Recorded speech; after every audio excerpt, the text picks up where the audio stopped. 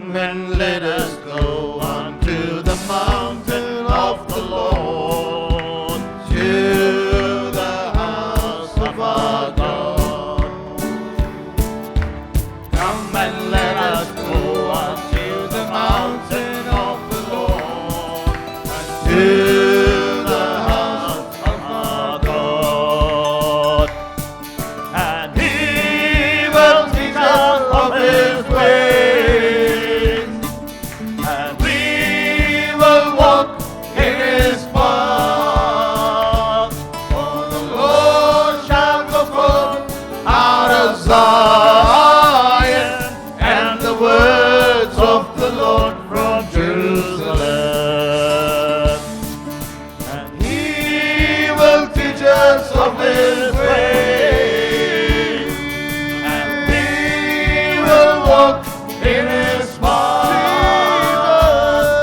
The Lord shall go forth out of Zion, and the words of the Lord from Jerusalem. Come and let us go unto the mountain of the Lord, and to the house of our God. Come and let us go unto the mountain of the Lord, and to the house of our God. He will teach us of His ways, and we will walk in His path. For the Lord shall go forth out of Zion, and the words of the Lord from Jerusalem. His name is Jesus, Jesus, Jesus, that hearts weep no more. He can heal the broken-hearted, open wide the prison doors. He is able to deliver forevermore. His name is Jesus, Jesus, that hearts weep no more. He can heal the broken-hearted, open wide the prison doors. He is able to deliver forevermore.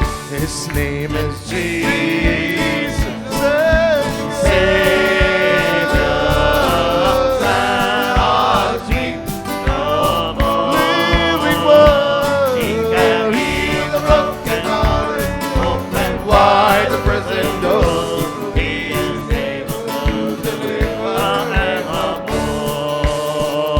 forevermore. My soul escaped like a bird out of the snare of the fowler.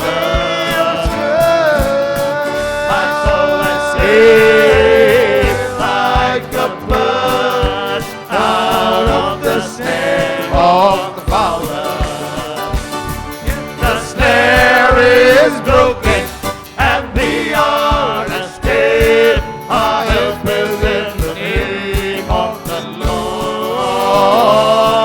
The snare is broken and we are escaped. Our help is in the name of the Lord.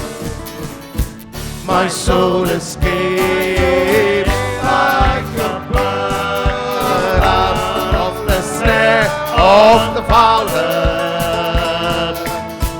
My soul escaped like a bird out of the snare of the fowler. The snare is broken and we are escaped. Our help is in the name of the Lord. The snare is broken and we are escaped. Our help is in the name of the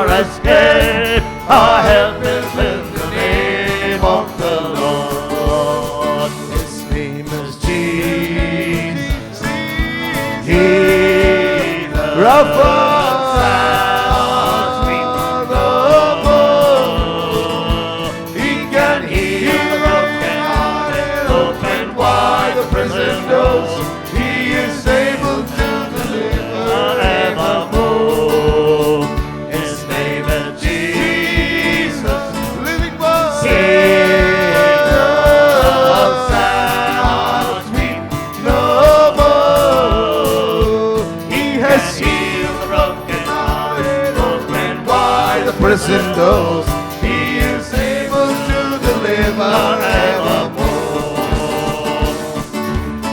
My soul escaped like a bird out of the snare of the fowler. My soul escaped like a bird out of the snare of the fowler. The snare is broken and we are escaped. Our angels in the name of the Lord. The snare is broken and we are escaped. Our help is in the name of the Lord. The snare is broken and we are escaped. Our help is in the name of the Lord. The snare is broken and we are escaped. Our help is in the name of the Lord. Hallelujah. Hallelujah. We worship you. Praise you, we praise you, we praise you. Jesus, kinsman redeemer. Let's bow our heads in a moment of prayer, please. நாம் ஜெபிப்போம், தலை தாழ்த்தி ஆண்டவரை நோக்கி பார்ப்போம். We're standing at the beginning of a new month, the month of December. December மாதத்தின் ஆரம்ப நாட்களிலே நாம் நிற்கிறோம். And we want to see God give us the grace to finish the year 2020 with His blessing. அவருடைய ஆசீர்வாதத்தோடு கூட இந்த 2020 ஆண்டை நாம் முடிக்க தேவன் உதவி செய்யும்படியாக நிற்கிறோம். Remember, it's not by might nor by power but by His Spirit. பலத்தினாலும் அல்ல, பராக்கிரமத்தினாலும் அல்ல, என்னுடைய ஆவினாலே ஆகும் என்றுதான் வார்த்தை சொல்கிறது. And that's very important for us to always remember all the days of our life. இந்த வார்த்தைகளை நாம் நம்முடைய வாழ்நாட்கள் முழுவதும் நினைவிலே வைத்திருப்பது நல்லது. Let's pray. நாம் ஜெபிப்போம். Father, in Jesus' mighty name, we thank you as we enter into a new month, the month of December. ஆண்டவரே, இந்த புதிய டிசம்பர் மாதத்திற்குள்ளே பிரவேசிக்கும் இந்த வேளையிலே உம்முடைய குமாரனாகிய நசரேயனாகிய இயேசு கிறிஸ்துவின் நாமத்தினாலே ஆண்டவரே உமக்கு நன்றி சொல்கிறோம்.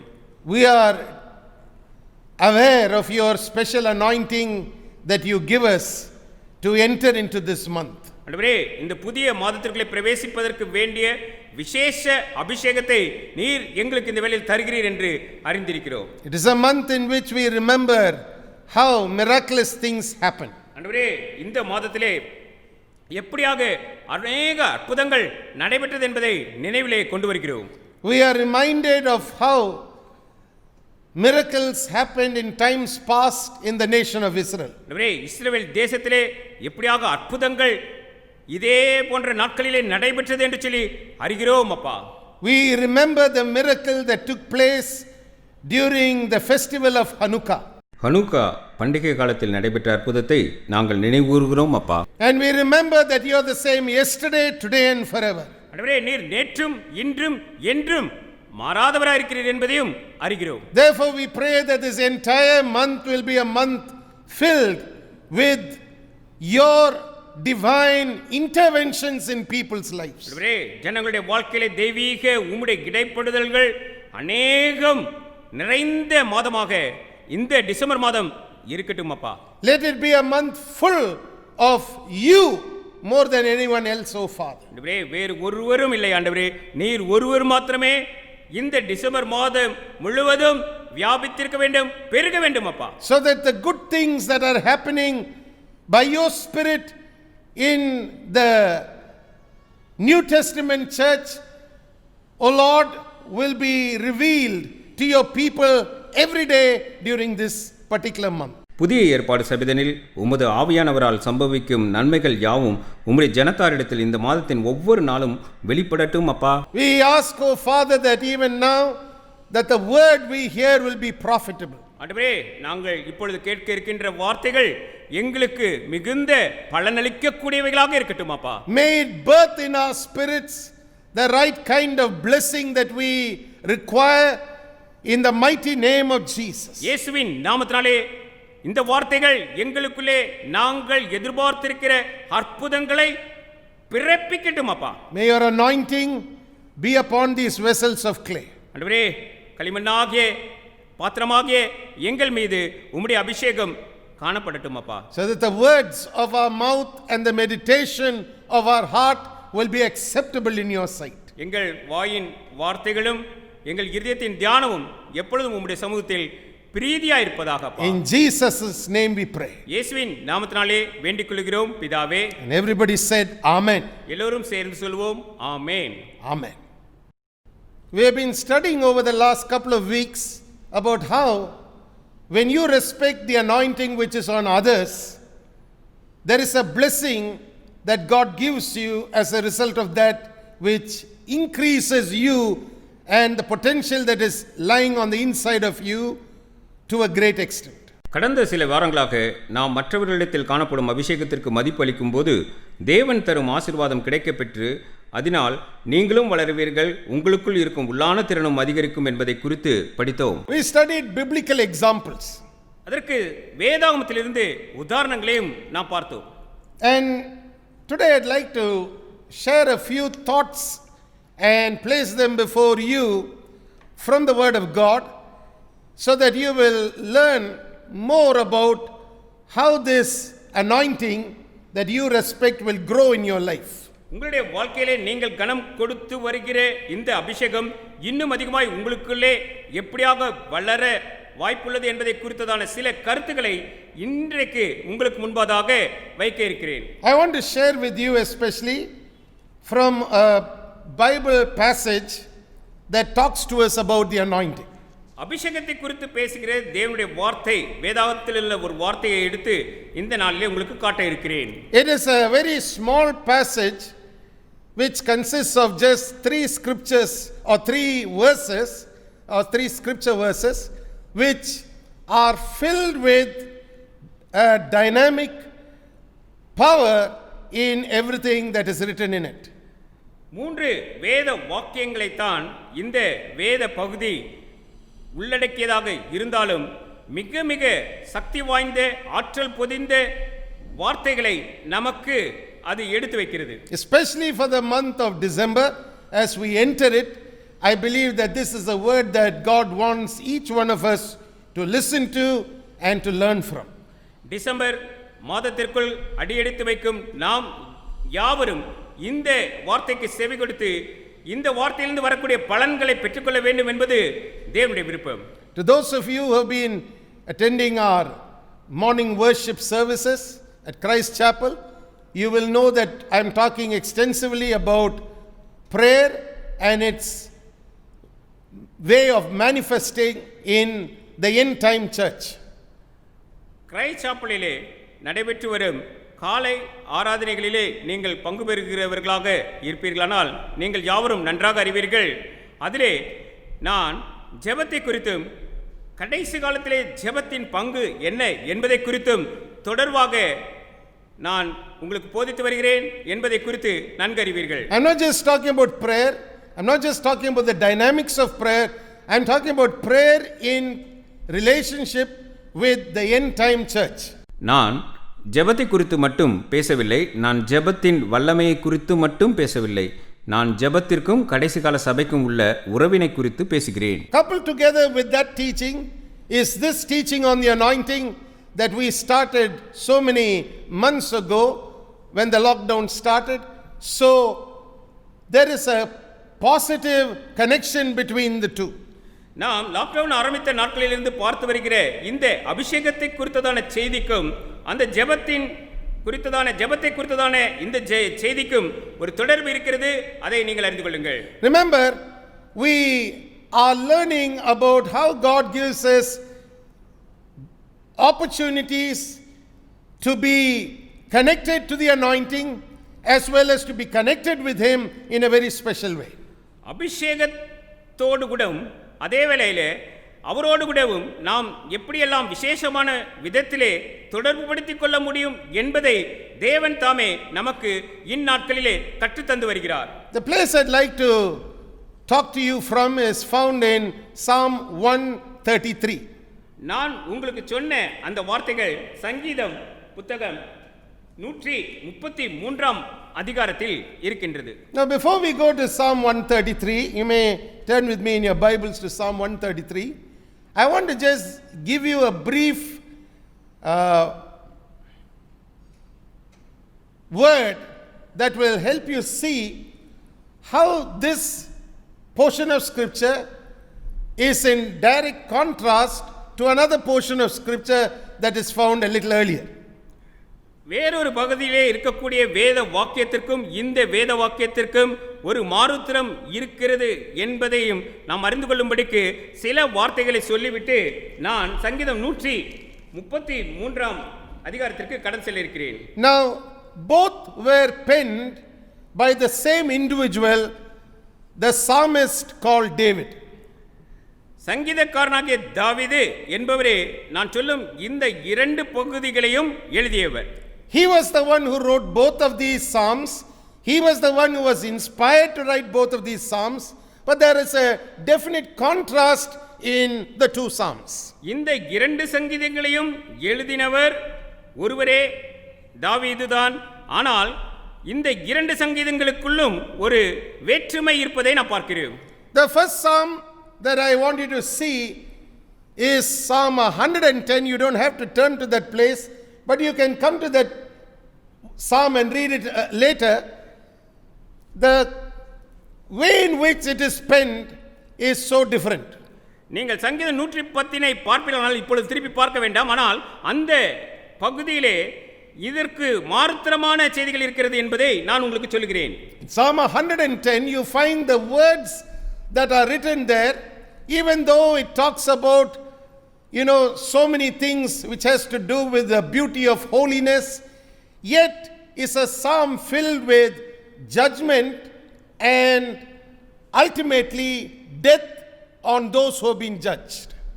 பரிசுத்த அலங்காரத்தை குறித்ததான வார்த்தைகளை எழுதியிருக்கிற பகுதியாக சங்கீதம் 110 இருந்தாலும் அதே சங்கீதத்திலே நியாயத்தீர்ப்பை குறித்தும் இறுதியிலே நியாயத்தீர்ப்பினாலே மரணித்தவர்களை குறித்தும் எழுதியிருக்கிறதாக நான் பார்க்கிறேன். That means there is more focus on judgment and the people who are judged ending in death, in the words of the psalmist. சங்கீதக்காரன் நியாயத்தீர்ப்பை குறித்தும் அந்த நியாயத்தீர்ப்பின் நிமித்தம் அதனாலே தாக்கப்பட்டவர்கள் மரணித்ததையும் சொல்லி அந்த 110 சங்கீதத்தை எழுதியிருப்பதை நான் பார்க்கிறேன். But when you come to Psalm 133, it is a altogether different psalm which we read there. ஆனால் நாம் சங்கீதம் 133 வாசிக்கும்போது முற்றிலுமாக வேறுபட்ட ஒரு சங்கீதமாக இந்த சங்கீதம் இருப்பதை பார்க்கிறோம். For one, there is no mention of judgment in that psalm. முதலிலே நாம் காண வேண்டியது நியாயத்தீர்ப்பை குறித்து இந்த சங்கீதத்திலே சொல்லப்படவில்லை. And this psalm is so heavily filled with focus on the anointing that brings forth the blessing of life. இந்த சங்கீதத்தை பார்க்கும்போது அதிகமாக அபிஷேகத்தை குறித்து பேசியும் அது மாத்திரமல்ல அது ஜீவனுக்கு ஏதுவாக நம்மை அது பாலமாக இணைக்கும் பகுதியை குறித்தும் பேசுவதை பார்க்கிறோம். So the end result is the blessing of life. ஆக முடிவிலே பார்க்கும்போது ஜீவனத்திற்கு தேவையான ஆசீர்வாதத்தோடு கூட இந்த சங்கீதம் முடிவதை பார்க்கிறோம். And that's what I believe God wants His people in the church to focus on.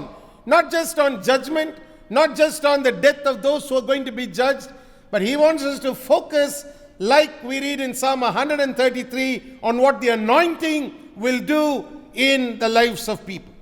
நியாயத்தீர்ப்பை குறித்தும் அல்லது நியாயத்தீர்ப்பினால் மரணித்தவர்களை குறித்துமாய் நாம் சிந்திக்காமல் நாம் இந்த சங்கீதம் 133 சொல்லுவது போல நாம் அபிஷேகத்தினாலும் அதிலே வரக்கூடிய பலன்களை குறித்தும் நாம் கருத்து செலுத்த வேண்டியவர்களாக இருக்கிறோம். So we are going to learn from Psalm 133, and I'd like you to pay attention to what we are learning. If you're writing down and taking down notes, I want you to have your paper and pen ready as well as your Bibles before you, so we can go directly to this psalm and study it. சங்கீதம் 133 இன்றைக்கு நாம் தியானித்து வாசிக்க இருக்கிறோம். நீங்கள் உங்கள் வேதாகமத்தையும் உங்கள் குறிப்பு புத்தகத்தையும் பக்கத்திலே வைத்து நான் சொல்லும்போது நீங்கள் குறிப்பு எடுத்துக்கொண்டு கவனமாக கவனித்து படித்து கொண்டால் நலமாயிருக்கும். I'm reading the first verse. Behold how good and how pleasant it is for brethren to dwell together in unity. சங்கீதம் 133 முதல் வசனத்தை நான் உங்களுக்காக வாசிக்கிறேன். இதோ சகோதரர் ஒருமித்து வாசம் பண்ணுகிறது எத்தனை நன்மையும் எத்தனை இன்பமுமானது. Now this verse itself must be understood rightly before we can go to the other two verses. மற்ற இரண்டு வசனங்களுக்கு கடந்து செல்வதற்கு முன்பதாக இந்த முதல் வசனத்தை நாம் சரியான விதத்திலே புரிந்து கொண்டிருந்தால் நலமாயிருக்கும். The word tells us how good and how pleasant it is for brethren to dwell together in unity. இந்த வசனம் நமக்கு கற்றுத் தருவது எத்தனை நன்மையும் எத்தனை இன்பமுமானது சகோதரர் ஒருமித்து வாசம் பண்ணுவது என்று சொல்கிறது. That is, when brethren are dwelling together in unity, we see the psalmist says it is a good and a pleasant thing to behold. ஒற்றுமையாக சகோதரர்கள் ஒருமித்து வாசம் பண்ணுகிறதாக இருக்கும்போது அது நன்மையும் இன்பமுமானதாக இருக்கும் என்று சங்கீதக்காரர் சொல்கிறார். He could have used just one word, the word good, and with that moved on to explain to us what was good. But by inspiration, God puts into the psalmist's spirit two words to describe this wonderful experience of seeing brethren living together in unity. ஒற்றுமையாக சகோதரர்கள் ஒருமித்து வாசம் பண்ணுகிறதுனாலே விளையக்கூடிய அந்த சம்பவத்தை எழுதின சங்கீதக்காரனுடைய இருதயத்திலே தேவன் தாமே விவரிக்கும்படி ஒரு வார்த்தை நன்மை என்பதோடு கூட விட்டுவிடாமல் இரண்டு வார்த்தைகளை போட்டு இரண்டு வார்த்தைகளை கொடுத்து அந்த வார்த்தைகளினாலே அந்த சம்பவத்தை மிக அழகாக நமக்கு விளக்கி கொடுத்திருக்கிறார். There are two words that the psalmist used in Hebrew which I'd like to share with you. எபிரேயர் அந்த மொழியிலே எபிரேய மொழியிலே இரண்டு வார்த்தைகள் உள்ளது. அந்த வார்த்தைகளையே சங்கீதக்காரர் எடுத்து பயன்படுத்துகிறார். அவைகளை நான் உங்களுக்கு சொல்ல விரும்புகிறேன். The word good in Hebrew is the word tob, T-O-B, tob. Top என்னும் எபிரேய பதம் நன்மை என்று நாம் தமிழிலே பார்க்கிறோமே அந்த வார்த்தைக்கு எடுத்து பயன்படுத்தப்பட்டிருக்கிறது. It is the word that you see that describes goodness in manifestation. அது நன்மை வெளிப்படுதல் அல்லது வெளியரங்கமாகுதலை அர்த்தப்படுத்துவதான வார்த்தை. Now, what is good must be good enough for us to enjoy. But God says, let me go one step further and add another word, pleasant, to show you what it is for brethren to live together in unity. நன்மையானது என்று ஒன்று இருக்குமானால் அது நாம் அனுபவிக்க போதுமான நன்மையாகவே இருந்திருக்கும். ஆனால் தேவன் ஒருபடி மேலே சென்று வேறொரு வார்த்தை இன்பமானது என்பதையும் சேர்த்து சகோதரர்கள் ஒருமித்து வாசம் செய்வது எப்படி இருக்கும் என காட்டுகிறார். Not only is it good, God says, I'll add another word to show you it is not just goodness in manifestation, it is much more than goodness. And so he introduces to us the second Hebrew word, pleasant. நன்மை என்ற ஒரு வார்த்தையோடு கூட நிறுத்திவிடாமல் அதை காட்டிலும் அது மிக அழகான ஒரு நிகழ்வாக இருக்கிறபடினாலே தேவன் தாமே தன்னுடைய மனதிலிருந்து ஏவப்பட்டு மற்றொரு வார்த்தையை அங்கே எழுதியிருக்க பார்க்கிறோம். அது இன்பமானது என்ற வார்த்தை. The word pleasant is the word, Hebrew word, navim. Navim, N-A-Y-I-M, navim. Naveem என்னும் எபிரேய பதம் இன்பமானது என்று தமிழிலே சொல்லியிருக்கிறதே அந்த வார்த்தைக்காக எடுத்து பயன்படுத்தியிருக்கிறார்கள். So here is God himself inspiring the psalmist to say, when brethren are living together in unity, not only is it good to see it, but it is also pleasant. ஆகவேதான் தேவன் அவர்தாமே சங்கீதக்காரரை சகோதரர் ஒருமித்து வாசம் செய்வது அது காண்பதற்கு நன்மையாக இருப்பதோடு இன்பமாகவும் இருக்கும் என ஊக்கமளித்து சொல்ல வைத்திருக்கிறார். Now to understand the meaning of Navim, you must know, you can write it down as N-A-W-E-E-M, Navim. You must understand that this word was the same word that was used to reveal harmony in music. Naveem என்ற வார்த்தையை குறித்து எழுதி கொள்ளுங்கள்.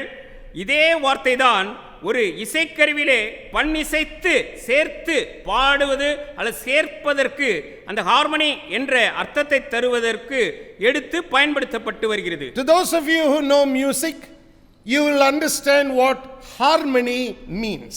இசைக்கருவிகளை குறித்து நன்றாக அறிந்திருப்பீர்களானால் harmony அல்லது பண் இசைத்து பாடுவது என்பது என்றால் என்ன என்பதை நீங்களும் அறிவீர்கள். Now that's the word which is used as pleasant.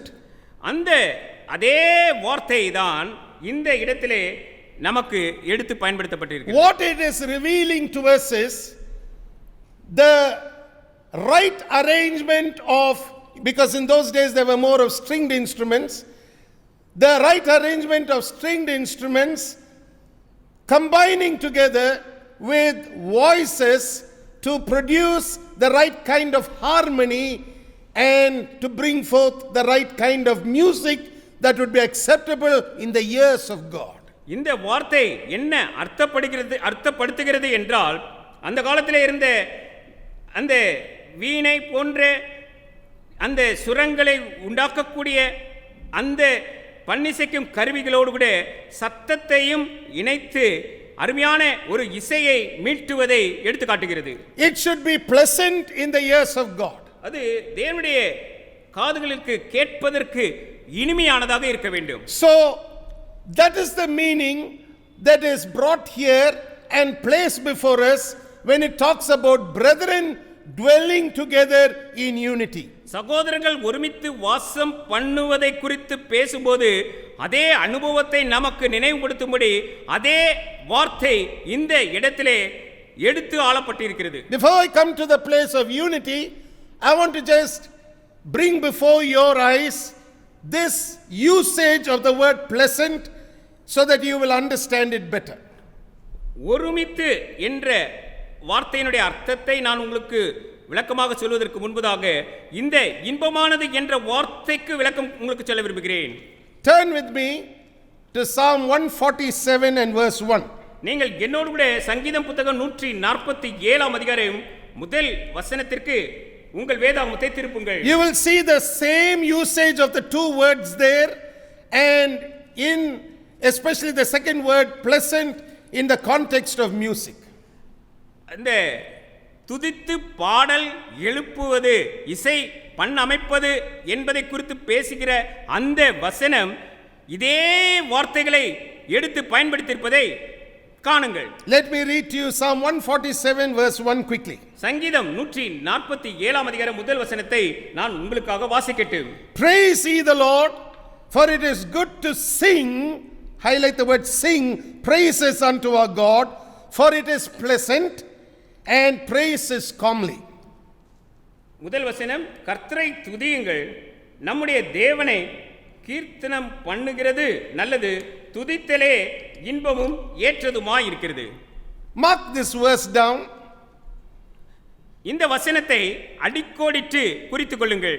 Beautifully, the psalmist in Psalm 147, verse 1, again uses these two words, but there you begin to see how the word pleasant is used to show harmony in singing and praising God.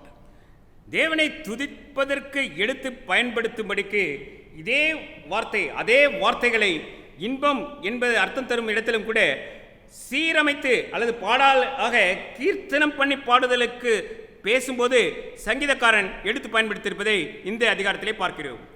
So not only do you see that there, but there's another place that I want to share with you, Proverbs 22 verses 17 and 18, that again make use or employ this word pleasant.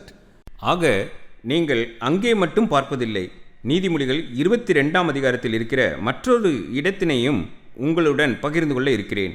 அங்கே 2 வசனங்கள் 17 மற்றும் 18ஆம் வசனத்தில் இன்பம் என்ற வார்த்தை எடுத்து பயன்படுத்தப்பட்டுள்ளது. You find it is used even in the context of the way wisdom and knowledge from God combines together and works in the way a person receives it in their life. அவருடைய வாழ்க்கையிலே தேவனிடத்திலிருந்து வரக்கூடிய ஞானத்தையும் புத்தியையும் ஒருவர் பெற்றுக்கொள்ளும் போது அவைகள் இரண்டும் ஒன்று சேர்ந்து கலந்து எப்படியாக செயல்படுகின்றன என்பதை எடுத்துக்காட்டும்படியாக இதே வார்த்தை எடுத்து பயன்படுத்தப்பட்டிருப்பதை நான் பார்க்கிறேன். Let me read to you Proverbs 22 verses 17 and 18. நீதிமொழிகள் 22ஆம் அதிகாரம் 17-18ஆம் வசனத்தை நான் உங்களுக்காக வாசிக்கட்டும். Bow down thine ear and hear the words of the wise, and apply thine heart unto my knowledge. For it is a pleasant thing or a harmonious thing, if thou keep them within thee, they shall withal be fitted in thy lips. உன் செவியை சாய்த்து ஞானிகளுடைய வார்த்தைகளை கேட்டு என் போதகத்தை உன் இருதயத்தில் வை, அவைகளை உன் உள்ளத்தில் காத்து அவைகளை உன் உதடுகளில் நிலைத்திருக்க பண்ணும்போது அது இன்பமாயிருக்கும். அந்த இன்பமாயிருக்கும் என்ற வார்த்தை எடுத்து பயன்படுத்தியிருக்கப்பட்டிருப்பது அதே பதத்தை எடுத்து பயன்படுத்தியிருக்கிறார்கள். So not only is it your hearing and inclining your ears to the wise, but it also has to do with applying your heart unto knowledge, so that a combination of the two in your life is something that is bound to produce harmony in the way you operate. நீங்கள் எப்படியாக செயல்பட வேண்டும் என்பதை இங்கே மிக அழகாக விவரிக்கிறது. நீங்கள் ஞானிகளுடைய வார்த்தைகளை கேட்டு அதை கேட்கும்படியாக உங்கள் செவிகளை சாய்த்து அதிலிருந்து வரக்கூடிய அறிவினை பெற்று அந்த அறிவினை செயல்படுத்தும் போது அவைகளை இணைக்கும் போது அது உங்களுடைய வாழ்க்கைக்கு இன்பமாயிருக்கும். That means it's not just listening to knowledge, listening to wisdom from the wise, or listening to the words of wisdom from the wise. You also have to apply your heart to knowledge, so both of them combine together and produce a harmony in your life. உங்களுடைய வாழ்க்கையிலே நீங்கள் ஞானிகளுடைய வாயிலிருந்து வரக்கூடிய ஞானத்தின் வார்த்தைகளை செவி கொடுத்து கேட்பது மட்டுமல்ல, நீங்கள் அவைகளை உங்கள் இருதயத்திலே பெற்று அதன்படி நடக்கும்போது அவைகள் இரண்டையும் ஒன்றாக கலக்கும் போது அங்கே ஒரு சீர் உண்டாகிறது, இணைப்பு உண்டாகிறது என்று பார்க்கிறோம். Now then the Bible goes on to talk to us about brethren who dwell together in unity. நாம் வேதாகமத்திலே பார்த்தோம், சகோதரர்கள் ஒருமித்து வாசம் பண்ணுவது என்று சொல்லி பார்த்தோம். Now dwelling together in unity must be understood, or else it can be abused in the way we use it. நாம் ஒருமித்து என்ற வார்த்தையை பயன்படுத்தும் போது அது சரியான அர்த்தத்திலே பயன்படுத்தலாம், அல்லது அர்த்தம் புரியாதவர்களாக கெட்டதாக அதை பயன்படுத்தலாம். Remember, often wrong understanding of the scriptures which produce a wrong interpretation ends in more pain than what it was intended to produce. தேவனுடைய வார்த்தை அது என்ன பலனை கொண்டு வர வேண்டி இருந்ததோ அப்படியாக இல்லாது நாம் அதை சரியான விதத்திலே புரிந்து கொள்ளாது அதற்கு சரியான விதத்திலே விளக்கம் பெறாதிருப்போமானால் முடிவதாக இருக்கு. Dwelling together in unity is literally talking about living in a place where unity is highlighted and is the unifying power or the unifying dynamic in keeping people together. சகோதரர் ஒருமித்து வாசம் பண்ணுகிறது என்ற இந்த சொற்றொடர் என்ன அர்த்தத்தை தருகிறது என்றால் ஓரிடத்திலே சகோதரர்கள் கூடி வாசம் செய்யும் போது அவர்களுக்குள்ளே காணப்படுகிற அந்த ஒருமனம் அல்லது ஒருமித்து வருதல் அதனுடையதனாலே விளைகிற அந்த வல்லமையினாலே அவர்கள் சேர்ந்து வாழ்வதாக காணப்பட வேண்டும். Now I'm going to give you an example before I explain this, so you will get a little bit of an idea about what it means for brethren to dwell together in unity. சகோதரர்கள் ஒருமித்து வாசம் செய்தல் என்பதை இன்னும் அதிகமாக நாம் புரிந்து கொள்வதற்கு நான் உங்களுக்கு ஒரு உதாரணத்தையும் எடுத்து காட்ட விரும்புகிறேன். Before I start talking about unity, I want to give you an example to show you exactly how this thing operated earlier in the life of two men. ஒருமித்து என்ற வார்த்தையை குறித்து நான் உங்களோடு கூட பேசுவதற்கு முன்பதாக மனுஷர்கள் மத்தியிலே இந்த சொல்லும் வார்த்தை எப்படியாக செயல்பட்டு கொண்டிருந்தது என்பதை விளக்க விரும்புகிறேன். Earlier in the book of Genesis, we see how Abraham, or at that time when he was called Abram, came out of the land of Egypt. எகிப்து தேசத்தை விட்டு வெளியே வந்த அந்நாட்களிலே அவர் ஆபிரகாம் என்று அழைக்கப்பட்ட அந்த Abraham, he was a man when he came out of Egypt, the Bible tells us, full of wealth in his hands. எகிப்திலிருந்து வெளியே வந்த அந்த நாட்களிலே ஆபிரகாம் கரங்களிலே மிக பெரிதான செல்வ வளம் நிறைந்திருந்தது. And he had cattle in plenty, he had people to look after the cattle in plenty. And we see him in Genesis chapter 13 coming out of Egypt, and along with him comes his nephew Lot. அவரிடம் அதிகமான கால்நடைகள் இருந்தன. கால்நடைகளை பராமரிக்க அநேகமான ஆட்கள் இருந்தனர். நாம் ஆதியாகமம் 13 எகிப்தை விட்டு அவரும் அவர் சகோதரன் மகனாகிய லோத்தும் வெளியேறுவதை பார்க்கிறோம். Lot is seen coming out with him. அவரோடு கூட லோத்தும் புறப்பட்டு வருவதை நாம் பார்க்கிறோம். And the Bible tells us that the land couldn't stand the blessing that was in operation in both these men's lives. இந்த இரண்டு பேருடைய வாழ்க்கையிலே அவர்கள் பெற்றிருந்த வளங்கள் செல்வத்தை பூமியாலே கூட பாரமானதாக கருதப்படும் அளவிற்கு இருந்தது என்று சொல்லியதாக நாம் பார்க்கிறோம். So there was a disagreement between the cattlemen of Abraham and the cattlemen who belonged to Lot's side. இதிலே என்ன நிகழ்ந்தது? ஆபிரகாமினுடைய கால்நடையை பார்த்து கொண்டவர்கள் லோத்தினுடைய கால்நடையை பார்த்து கொண்டவர்களுக்கு இடையே ஒரு பிரச்சனை உண்டானதாக பார்க்கிறோம். So Abraham comes up with a proposal. இது நிமித்தம் ஆபிரகாம் ஒரு முடிவுக்கு இப்படியாக வந்ததாக பார்க்கிறோம். You can call it one of the earliest examples of social distancing. இது சமூக இடைவெளி கடைபிடிக்கப்பட்ட முதல் அந்த ஆதிகாலத்து ஒரு உதாரணம் என்று சொல்லியதாக கூட நாம் எடுத்துக்கொள்ளலாம். You find Abraham telling Lot, it's not good for us as brothers to keep fighting.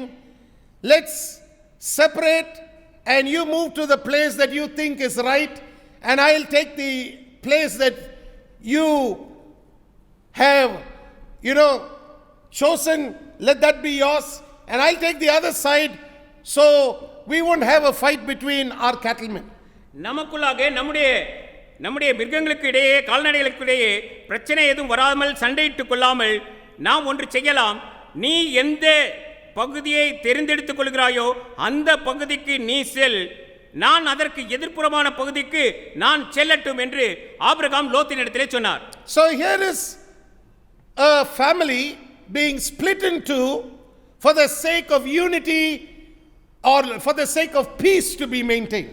அந்த நாட்களிலே ஒரு சமாதானம் காணப்பட வேண்டும் என்பதின் நிமித்தம் ஒரு குடும்பம் அங்கே தங்களுக்குள்ளாகவே ஒரு பிரிவினை உண்டாக்கி கொண்டதை பார்க்கிறோம். Now come back to Psalm 133. I want to share with you what it means when the Bible talks to us about unity. ஒருமித்து என்று நாம் சங்கீதம் 133 வாசிக்கிறோமே, அது வேதாகமத்தின்படி என்ன அர்த்தப்படுத்துகிறது என்பதாக நாம் இப்பொழுது பார்க்கலாம். For one, you must understand the Bible is talking about unity and not uniformity. ஒன்றை இந்த இடத்திலே நீங்கள் நன்றாக அறிந்து கொள்ள வேண்டும். வேதாகமம் நமக்கு ஒரு மித்து என்று சொல்லிக் கொடுக்கிறதே அல்லாமல் கட்டாயப்படுத்தி சீராக இருப்பதை குறித்து பேசவில்லை. ஆங்கிலத்தில் யூனிஃபார்மிட்டி என்ற வார்த்தை பயன்படுத்தப்படுகிறது. Remember, there is a vast difference between unity and uniformity. ஒருமித்து என்பதற்கும் தங்களுக்குள்ளாக கட்டாயப்படுத்தி சீரமைத்துக் கொள்வதற்கும் வித்தியாசம். ஆங்கிலத்திலே நான் சொன்னால் யூனிட்டி என்பதற்கும் யூனிஃபார்மிட்டி என்ற ஆங்கில வார்த்தைக்கும் வித்தியாசம் உண்டு என்று நீங்கள் அறிந்து கொள்ளுங்கள். Let me explain uniformity to you before I come to unity. நான் ஒருமித்து என்ற வார்த்தையை விளக்குவதற்கு முன்பதாக நான் சொல்லும் இந்த தங்களுக்குள்ளாக கட்டாயமான ஒரு சீரமைப்பை உண்டாக்கிக் கொள்வதற்குள்ள வித்தியாசத்தை சொல்ல விரும்புகிறேன். Uniformity is when one man decides the course of action of all men and forces it compulsorily against their will to do it. கட்டாயப்படுத்தி சீரமைத்துக் கொள்ளுதல் என்பது என்ன சொல்லுகிறது என்றால், ஒருவர் மாத்திரமே தீர்மானித்து அந்த தீர்மானம் அவர் யாரிடத்திலெல்லாம் செலுத்துகிறாரோ அவர்கள் மீது எல்லாம் கட்டாயமாக கடைபிடிக்கப்படும்படிக்கு வலியுறுத்தப்படுவதை காட்டுகிறது. Let me take a modern day example. In an educational system, you find that in schools, each school have a different dress code. நாகரிக உலகில் நான் இப்படியாக உங்களுக்கு சொல்லலாம், ஒவ்வொரு பள்ளிகளிலும் அவர்களுக்கென்று அந்த பிள்ளைகளுக்கென்று ஒரு சீருடை, ஒரு அமைப்பினை உண்டாக்கி வைத்திருக்கிறார்கள். The dress code is called a uniform, a school uniform. அந்த அவர்கள் போடும் உடுப்பிற்கு அவர்கள் சீருடை என்ற வார்த்தையை பயன்படுத்துவதை நீங்கள் பார்த்திருப்பீர்கள். The school uniform is not decided by the students, it's decided by the one who heads the institution. பள்ளிக்கூடத்திலே நான் எப்படிப்பட்ட சீருடையை போட வேண்டும் என்பது அந்த மாணவனால் தீர்மானிக்கப்பட முடியாது. அது அந்த பள்ளிக்கூடத்தினுடைய தலைமை என்ன சொல்கிறதோ அதன்படி அவர்கள் செய்ய வேண்டும். Therefore, to maintain uniformity, often this dress code is under compulsion put before the students and they are expected to comply. அவர்கள் மத்தியிலே ஒரு சீரமைப்பு உண்டாகி இருக்க வேண்டும் என்பது நிமித்தம் அந்த பள்ளிக்கூடத்தின் நிர்வாகம் எல்லா மாணவர்களும் கடைபிடிக்கும்படிக்கு ஒரு நிபந்தனையான ஒரு சீரை கொடுக்கிறார்கள்.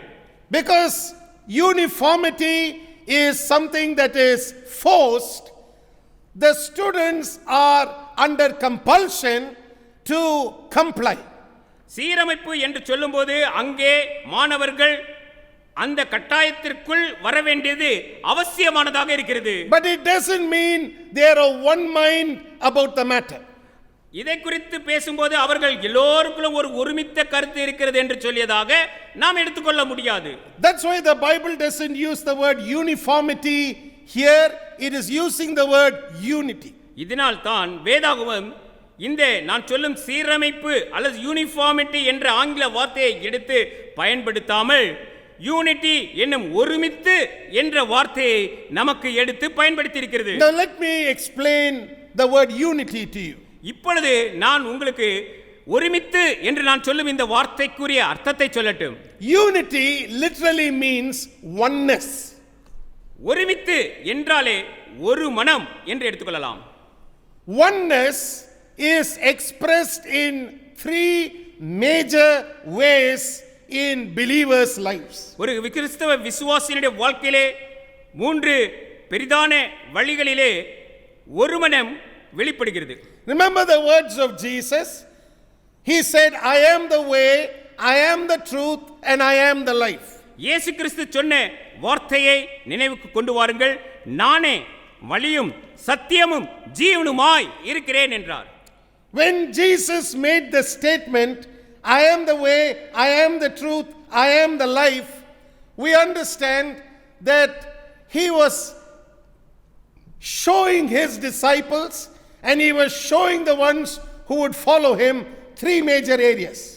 இயேசு கிறிஸ்து இந்த நானே வழியும் சத்தியம் ஜீவனுமாய் இருக்கிறேன் என்று சொன்னபோது அவருடைய சீஷர்களுக்கும் அவரை பின்பற்றி வருகிறவர்களுக்கும் ஒரே ஒரு கருத்தை தான் சொல்லுகிறார் என்று நாம் புரிந்து கொள்ள வேண்டும்.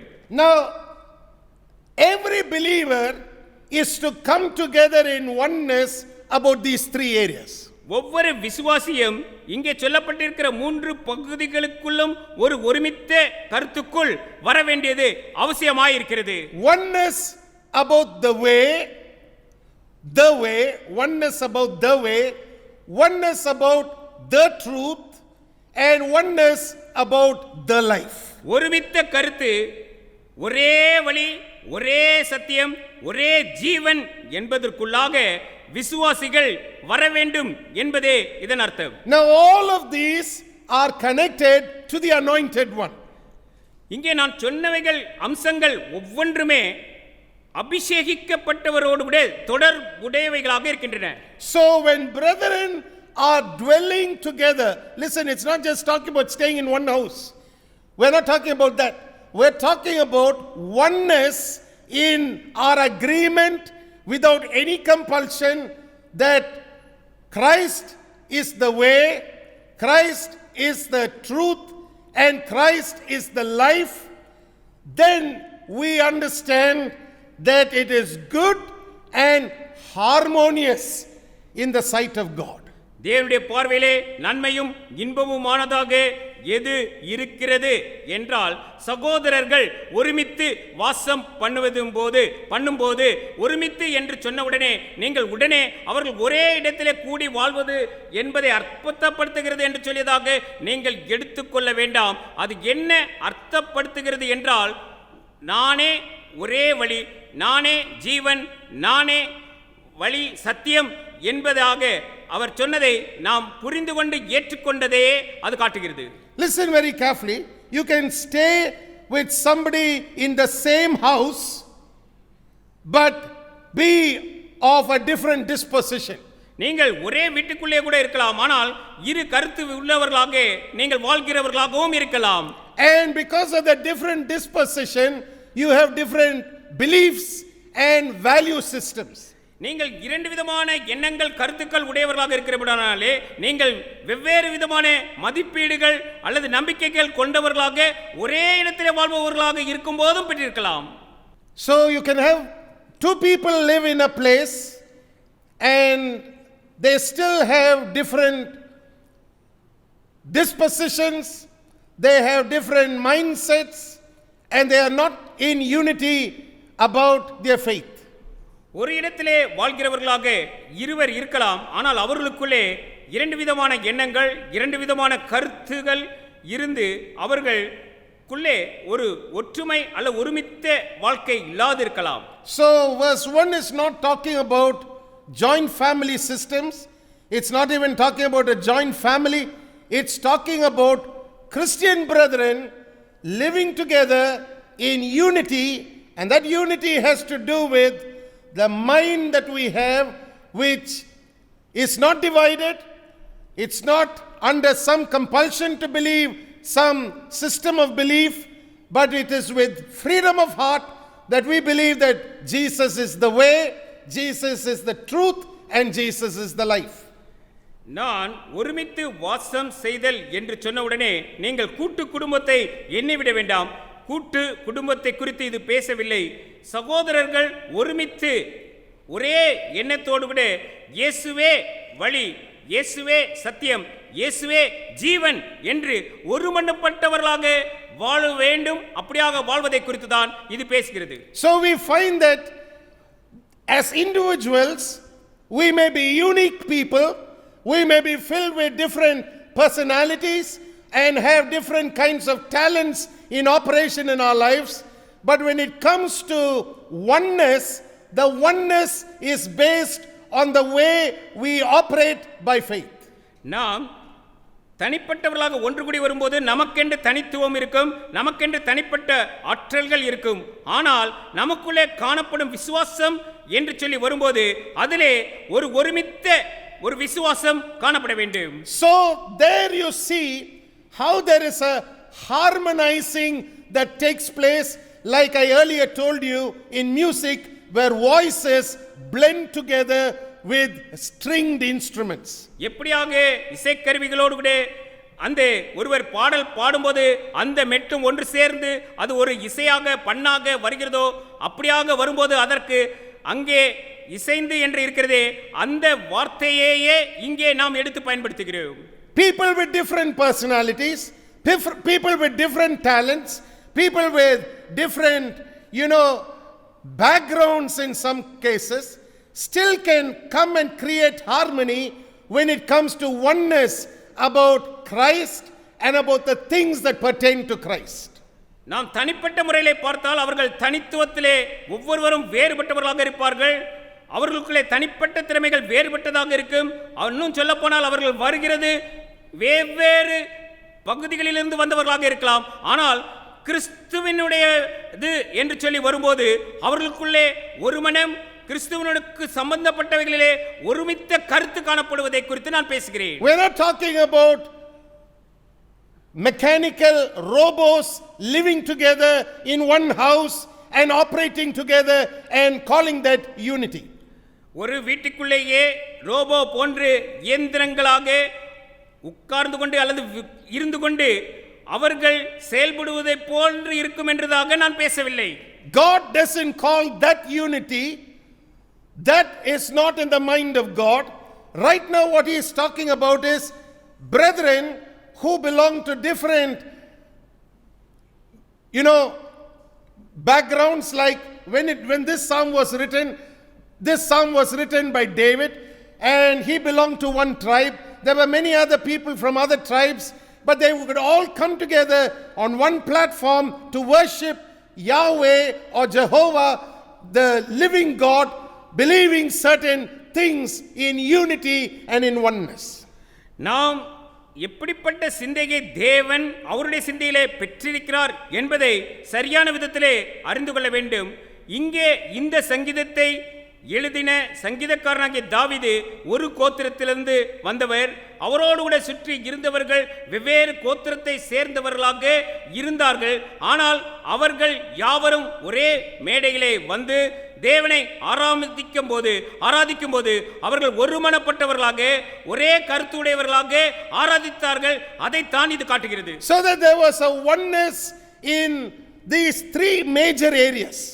இந்த மூன்று பகுதிகளிலும் அம்சங்களிலும் ஒரு மனம் ஒருமித்த செயல்பாடு இருக்கிறதை காண்கிறோம். Today the end time church can only come together again in oneness in this particular aspect of knowing who Christ is as the way, the truth and the life. கிறிஸ்து யார், அவரே வழி, அவரே சத்தியம், அவரே ஜீவன் என்பதை சரியான விதத்திலே இந்த கடைசி காலத்தில் இருக்கக்கூடிய சபையானது புரிந்து கொண்ட விதத்திலே ஒருமித்து இந்த நாட்களிலே வர முடியும். There cannot be uniformity, but the Bible is talking about unity. இந்த இடத்திலே நன்றாக நாம் அறிந்து கொள்ள வேண்டும், ஒரு கட்டாயமான சீரமைத்தல் உண்டாகவில்லை. இந்த இடத்திலே நாம் தேவன் எதிர்பார்ப்பது என்ன என்று கற்றுக்கொள்ள வேண்டும். அது ஒருமித்து என்று அர்த்தமாகிறது. So that's how this psalm begins. It says how wonderful, how good it is, and how pleasant or how harmonious it is when we see brethren living together in oneness. It's so good to the eyes. இப்படியாகத்தான் இந்த சங்கீதம் 133 ஆரம்பிக்கிறது. சகோதரர் ஒருமித்து வாசம் பண்ணுகிறது எத்தனை நன்மையும் எத்தனை இன்பமுமாக நம் கண்களுக்கு இருக்கிறது என்று அர்த்தமாகிறது. Then the Bible goes on in the next 2 verses to talk to us about how the anointing is a part or an integral part of unity. அபிஷேகம் என்பது இந்த ஒருமித்து வரக்கூடிய நிகழ்விற்கு ஒரு உள் அம்சமாக இருக்கிறது என்று சொல்லி அடுத்து வரக்கூடிய 2 வசனங்களிலே சங்கீதக்காரர் பேசுகிறார். It is something you must pay attention to because this is likened to the anointing and how it works. இது அபிஷேகம் அது எப்படி இருக்கிறது என்பதற்கு நேராக நம்மை வழிநடத்தி செல்லுகிறபடினாலே நாம் இதிலே மிக அதிக கவனம் செலுத்த வேண்டியது அவசியமாயிருக்கிறது. That means when the anointing is at work, there will be unity and not necessarily uniformity. அபிஷேகம் செயல்படும்போது அங்கே ஒருமித்து வருதல் காணப்படும், கட்டாயமாக சீரமைத்தல் உண்டாகாது இருக்காது என்று சொல்லி நாம் அறிந்து கொள்ள வேண்டும். I want you to make a note of it because we are going to study this 2 verses again and we are going to learn from it how unity is likened to the anointing at work. அபிஷேகம் செயல்படுவது அது ஒருமித்து கூடி வரச் செய்தலுக்கு சமம் அல்லது அதை செய்கிறது என்று சொல்லி அடுத்து இருக்கக்கூடிய இந்த 2 வசனங்களை நாம் கற்றுக்கொள்ளும் போது அறிந்து கொள்கிறோம். Believe me, when we come to these 2 verses, they are going to bless you tremendously. இந்த 2 வசனங்களை நாம் ஆழமாக கற்றுக்கொள்ளும் போது மிக பெரிதான ஆசீர்வாதங்களை நம்முடைய வாழ்க்கையில் கொண்டு வரும் என்பதையும் நீங்கள் அறிந்து கொள்ளுங்கள். But now we are going to close and we are going to pray. நான் இன்றைய இந்த செய்தியை இத்துடன் முடித்து நாம் ஜெபத்திற்குள்ளே செல்லும்படியாக விரும்புகிறேன். Remember, unity among brethren is the need of the hour. இன்றைய நாளின் தேவை சகோதரர்கள் ஒருமித்து வாசம் பண்ணுதல். Especially in the end days, God's not looking for disunity, He is longing for unity among the brethren. விசேஷமாக இந்த கடைசி காலத்திலே விசுவாசிகள் மத்தியிலே சபை மக்கள் மத்தியிலே ஒருமித்து வாழ்தல் காணப்பட வேண்டுமே அல்லாமல் ஒருமித்து இல்லாதிருக்கக்கூடிய வாழ்க்கை வேண்டாம் என்று சொல்லி தேவன் எதிர்பார்க்கிறார். Remember, He is not just looking for uniformity, that's not at all in the mind of God. He is talking about unity and that's what we must be focusing on. நாம் இந்த இடத்திலே நன்றாக ஒன்றை புரிந்து கொள்ள வேண்டும். தேவன் கட்டுப்படுத்தி அல்லது கட்டாயப்படுத்தி சீரமைத்து ஒன்றை கொண்டு வர வேண்டும் என்பது அவருடைய சிந்தையிலே இல்லை.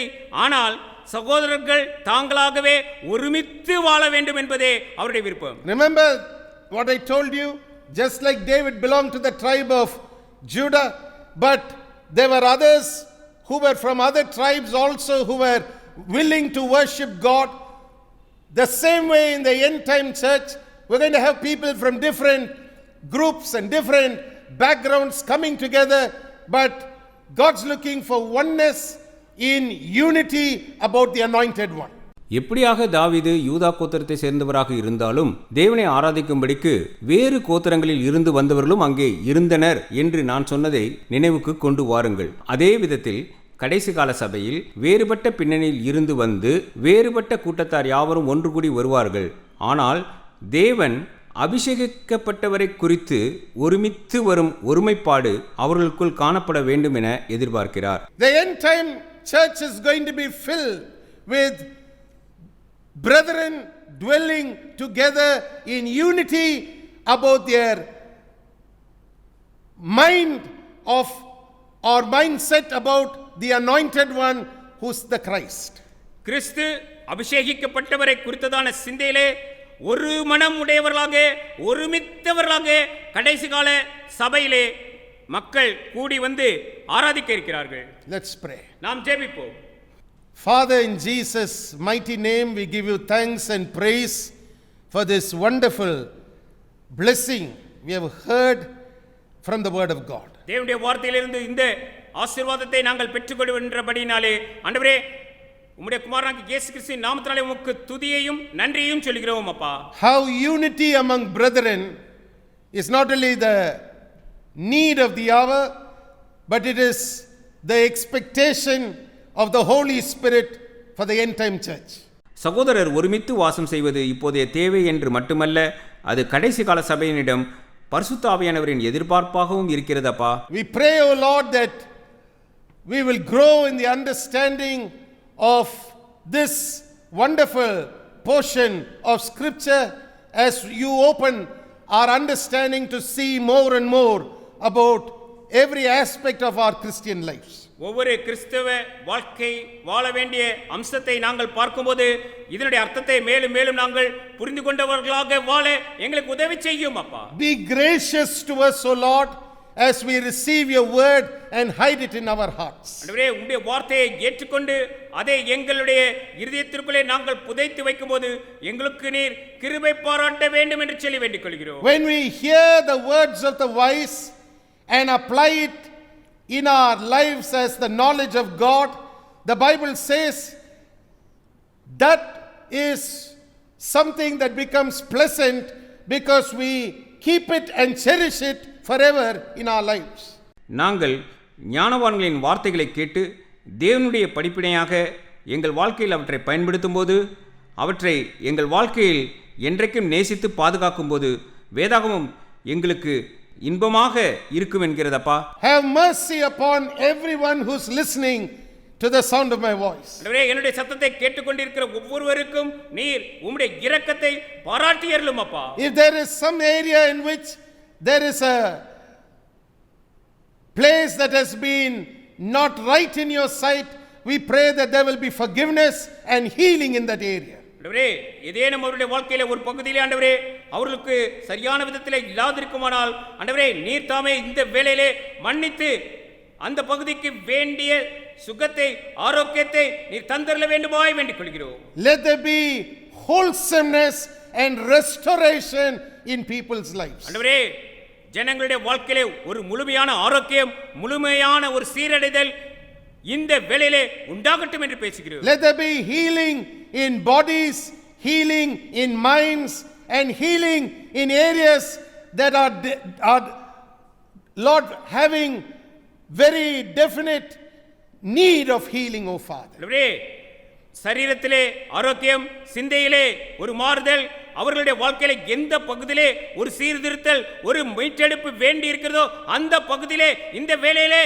உண்டாகட்டும் என்று பேசுகிறோம். May your name be glorified in the lives of your people. உம்முடைய பிள்ளைகளுடைய வாழ்க்கையின் மூலமாக உம்முடைய நாமம் மகிமைப்படட்டும் அப்பா. We pray that there will be a restoration in the hearts of your people to, Lord, come together with the body of Christ and to worship you in the unity of faith.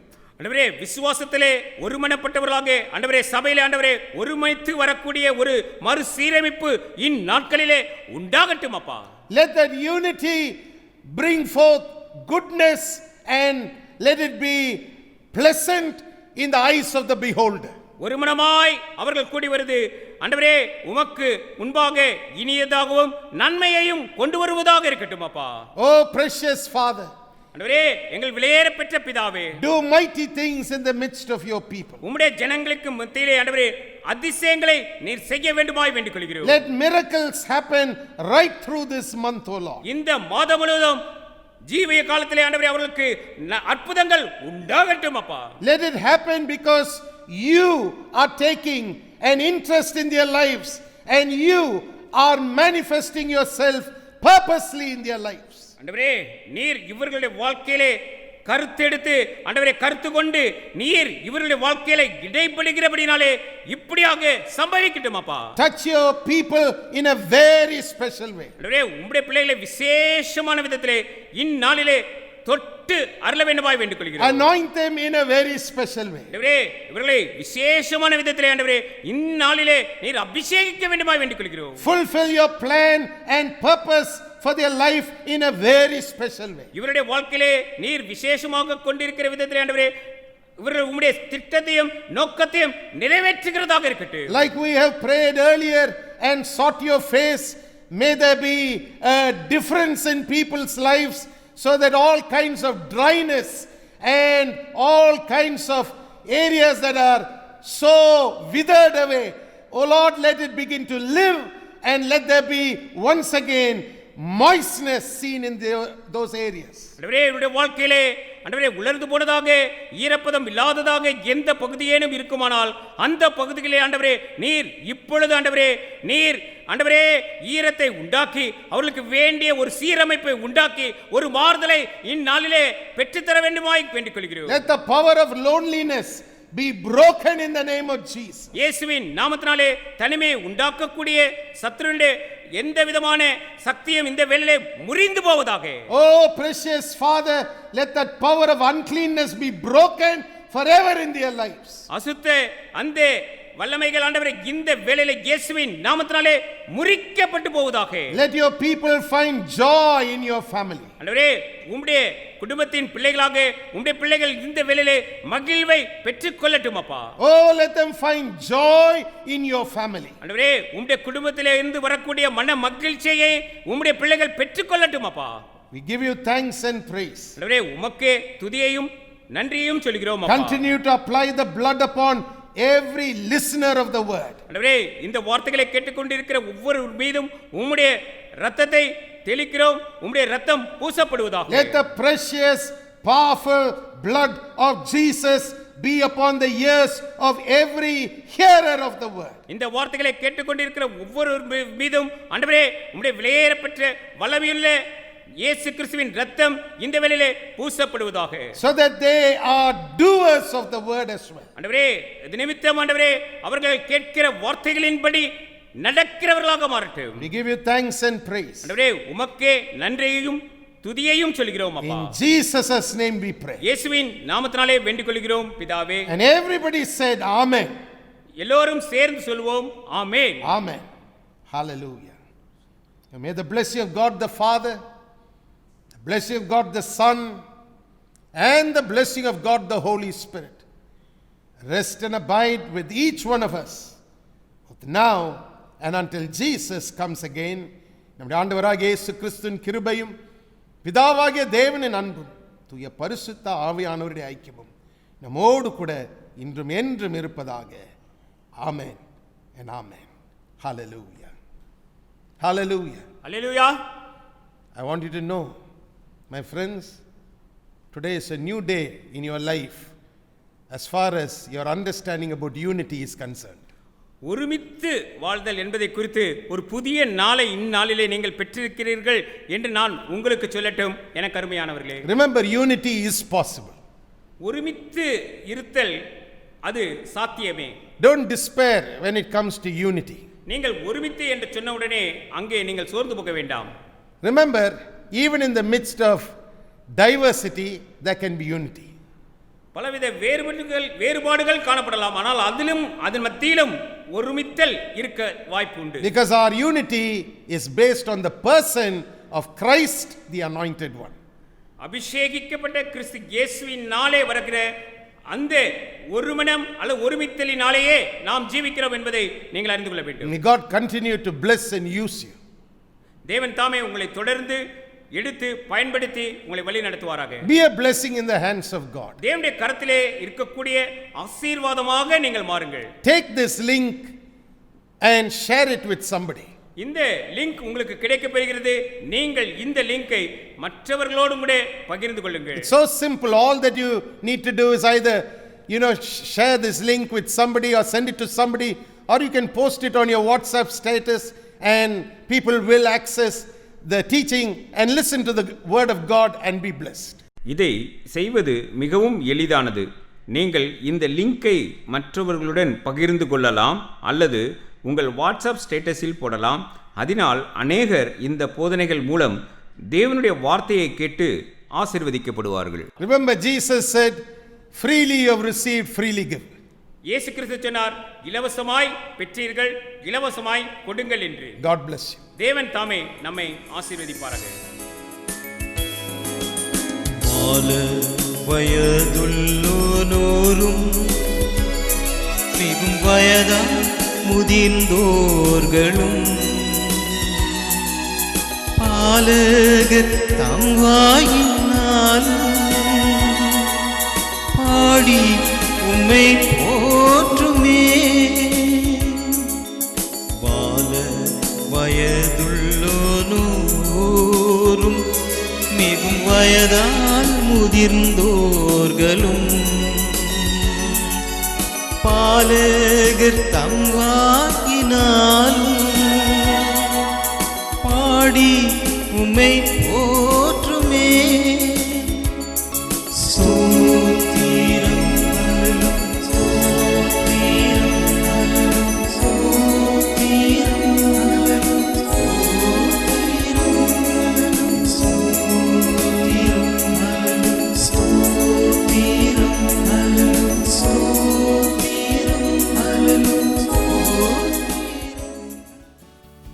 Make sure you don't miss receiving our free monthly newsletter, The Pulpit, which contains a 4-part teaching series on various Bible topics that will help you live in victory. You can read it online by going to christchapel.in and click on eBook Library, where you will find all our newsletters available. To receive a physical copy of Pulpit, you can go to christchapel.in and click on Join Now, and fill in your complete postal mailing address along with your contact mobile number, and we will be happy to send it to you free and postpaid. Should you want to receive the newsletter via email, do include your request along with your current email ID. Thank you and God bless.